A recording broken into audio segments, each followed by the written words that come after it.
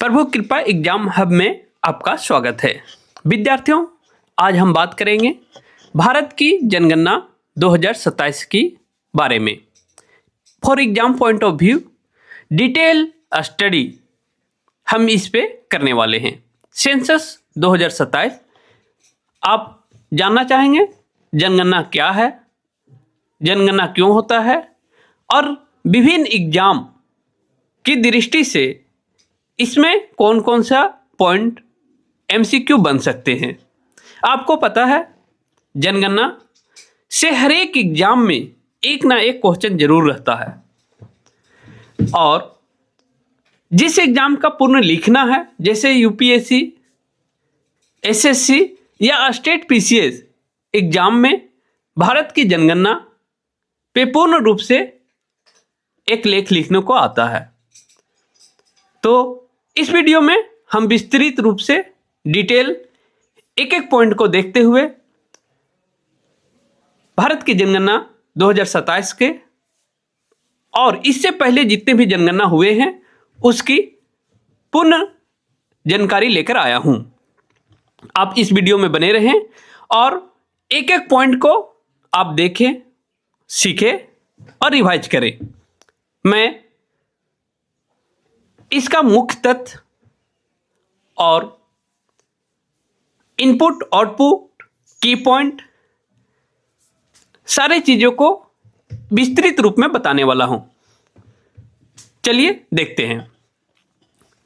भारत की अगली राष्ट्रीय जनगणना एक लंबे अंतराल के बाद आयोजित की जा रही है। सेंसस का जो टाइमलाइन है भारत में वो 10 साल है। अब बात करते हैं हम कि जब ये 2027 में हो रहा है तो पहला कब हुआ था। विद्यार्थियों, 1872 में फर्स्ट जनगणना हुई थी, लेकिन वो पूर्ण रूप से जनगणना नहीं थी। इसीलिए 1881 में पहली पूर्ण जनगणना हुई। जब आपको एग्जाम्स में पूछा जाए कि भारत की पूर्ण जनगणना फर्स्ट कब हुई, प्रथम कब हुई, तो 1881 होगा। Census in India is conducted every 10 years. जब 10 साल के अंतराल के बाद हो रहा है तो 81 में फर्स्ट हुआ तो 91 में होगा, 2001 में होगा, 2011 में होगा और 2021 में होना था। लेकिन 2021 में यह जनगणना नहीं हो पाई। क्यों? पैंडेमिक कोविड-19 के वजह से यह पोस्टपोन्ड हो गया। सरकार ने इसका 2027 में पब्लिश करेगा, 1 मार्च 2027 का, जिसका 2 फेस में 1 अप्रैल 2026 से भारत की अगली जनगणना होने वाली है। 1 अप्रैल 2026 अर्थात 2 फेस में 2026 में ही होगी और 1 मार्च 2027 को भारत का 6वां जनगणना पूर्ण रूप से आएगा।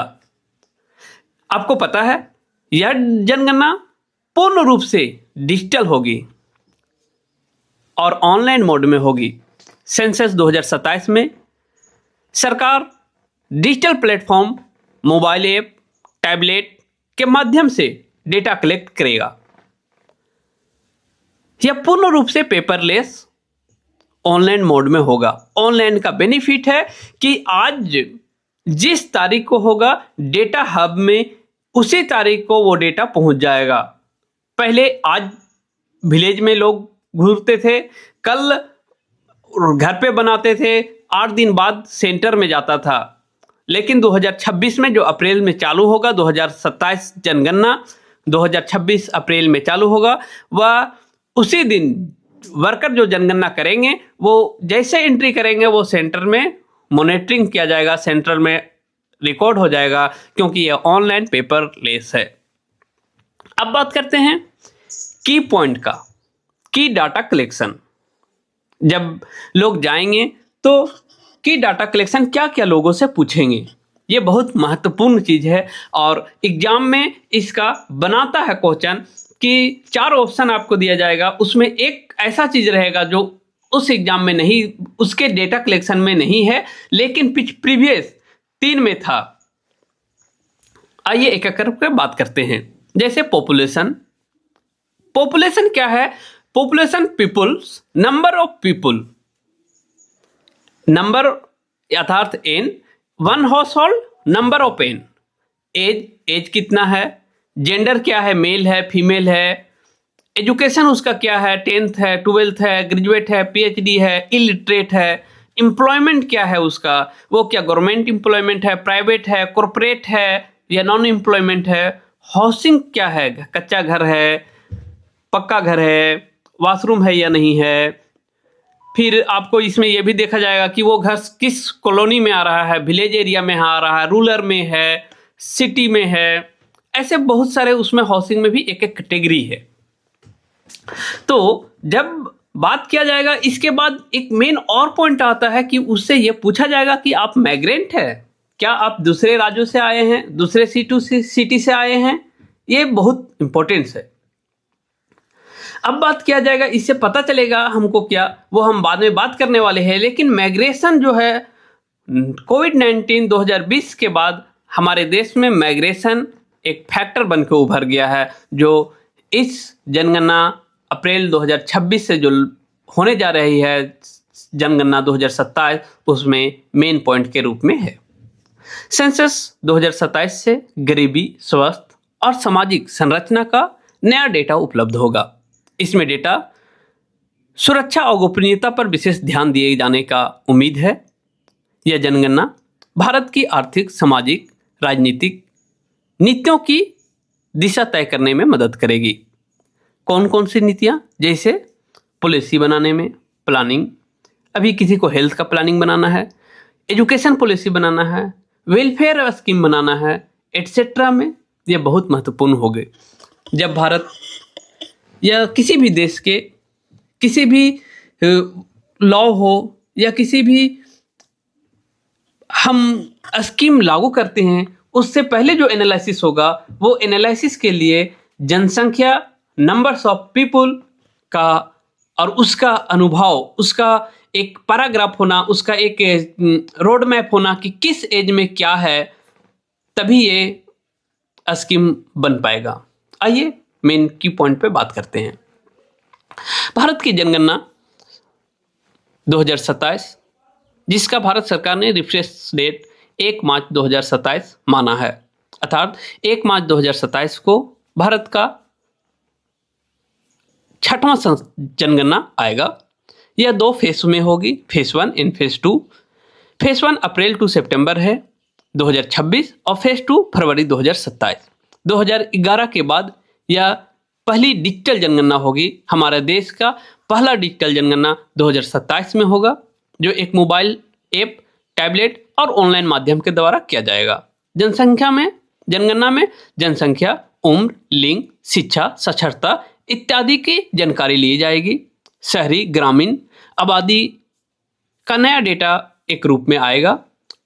माइग्रेशन का भी विशेष ध्यान दिया गया है और इसका एक नए आंकड़े के रूप में आएंगे।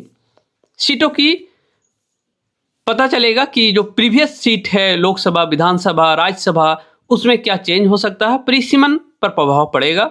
आने के बाद सरकारी योजनाओं को बेहतर तरीके से सुनिश्चित करने के लिए यह डेटा पूर्ण रूप से काम आएगा।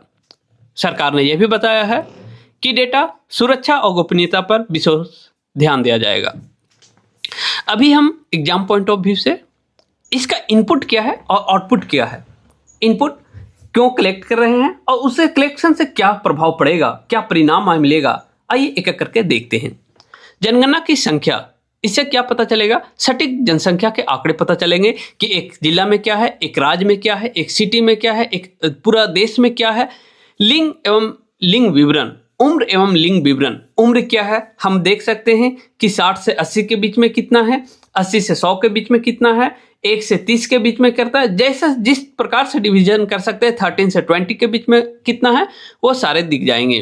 पुरुष कितना है, महिलाएं कितना है, किस एज में क्या है, वो दिखेगा। शिक्षा का स्तर दिख जाएगा कि किस एज में क्या शिक्षा है। रोजगार का नया विवरण बनेगा, जिससे रोजगार योजनाओं को नया सृजन करने में लागू होगा। शहरी डेटा, ग्रामीण डेटा, शहरीकरण और ग्रामीण विकास में उपयुक्त होगा। माइग्रेशन अर्थात आबादी को स्थानांतरण, माइग्रेशन का विश्लेषण किया जाएगा। आवास संबंधित जानकारी हाउसिंग योजनाओं में मदद होगी। डिजिटल डेटा संग्रह जो है वो तेजी से और सटीक जानकारी प्राप्त करेगी। सुरक्षित डेटा प्रणाली जिससे गोपनीयता और डेटा सुरक्षा है। जनगणना 2027 के आंकड़े से नीति निर्माण, परिसीमन में सहायता एवं अन्य आने वाले यूज के लिए, योजना निर्माण के लिए, संसाधन के लिए, नीतियां बनाने के लिए बहुत जरूरी होगी। अब मैं आखिर में बात करता हूं कि जनगणना क्यों जरूरी है। तो जनगणना योजना निर्माण के लिए जरूरी है, संसाधनों का सही वितरण के लिए जरूरी है, नीतियों बनाने में सहायक होगा, चुनावी परिसीमन के लिए जरूरी है, आर्थिक सामाजिक अध्ययन के लिए जरूरी है। और आखिरी में आप देख सकते हैं कि हमारा देश में एक नया जनगणना का रूप में पता चलेगा। इससे पहले 2011 के बाद यह प्रथम जनगणना होने वाली है। Thank you for watching. अगर आप किस चीज का तैयारी कर रहे हैं कमेंट बॉक्स में जरूर बताएं, और आगे आप कौन सा टॉपिक पे हमसे ऐसा एग्जाम पॉइंट ऑफ व्यू से टॉपिक आपका क्या है, किस विषय पे तैयारी कर रहे हैं, जरूर आप कमेंट बॉक्स में लिखें। मैं उसका नया वीडियो बना के लाऊंगा। इस चैनल को लाइक करें, सब्सक्राइब करें, शेयर करें। बहुत बहुत धन्यवाद। आप एग्जाम को अच्छे से तैयारी करें और आप देखेंगे कि ये जो मैं डेटा बताया हूं वो पिछले 5 सालों का डेटा से क्या अंतर है। और इस वीडियो में जब सेंसेक्स 2026-2027 आ जाएगा उसका फर्स्ट फेज का रिकॉर्डिंग क्या है, सेकेंड फेज में क्या आया है, पूर्ण रूप से आएगा। धन्यवाद।